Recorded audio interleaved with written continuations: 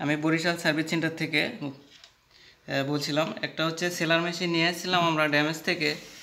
কার্টনটা সব কিছু ভালো থাকার কারণে ভাবতেছিলাম যে মেশিনটা কী সমস্যা একটু চেক করে দেখি। তো বিষয় হচ্ছে যে মেশিনটা আমরা প্রথমত নিয়ে আসলাম, তারপরে হচ্ছে পাওয়ার লাইনটা দিলাম, দেওয়ার পরে দেখি সিগন্যাল শো করে কিন্তু হচ্ছে আপনার কয়েলটা হিট হয় না। তো ভাবলাম যে কয়েলটা হিট হচ্ছে না, ভেতরটা একটু খুলে দেখি যে কী সমস্যা। পরে এগুলো লাইন টাইন পাওয়ার সব কিছু চেক দিলাম, সব ওকে আছে। তারপরেও দেখি যে লাইন হচ্ছে কয়েল কোনোভাবে হিট হচ্ছে না। তারপরে ভাবলাম দেখি ট্রান্সফরমারটা ঠিক আছে কিনা। তো ট্রান্সফরমার হচ্ছে এক প্রান্তে মিটার শো করলাম, সেখানে দেখি সিগন্যাল শো করে। আরেক প্রান্তে দেখি যে মিটার ধরলাম, সেখানে সিগন্যাল শো করে না। তো ভাবলাম তাহলে এই পাশে সমস্যা। তারপরে এখানে সিলে দেখলাম যে হচ্ছে এখানে মিটার শো করে, কিন্তু এ পাশে মিটার শো করে না, এই দুই প্রান্তে মিটার শো করে না।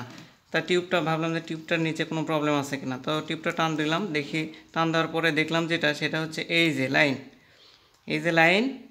এই যে দেখেন এই দুইটা লাইনে কানেক্ট করা আছে ঠিকই, কিন্তু ইনসুলেশনের কারণে এটা হচ্ছে এর সাথে লাইন পাচ্ছে না।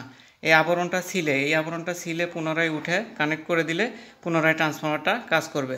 তো এই প্রবলেমের কারণে মূলত মনে হয় মালটা ড্যামেজ হয়েছে। যাই হোক, এটা প্রবলেমটা সলভ হবে আশা করতেছি। এখানে টোটালি কানেক্ট করা নেই, মানে ইনসুলেশন সিলাটা নাই। এই যে ইনসুলেশন দুইটা সিলে কানেক্ট করলেই মালটা ওকে।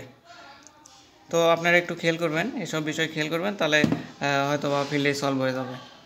আসসালামু আলাইকুম।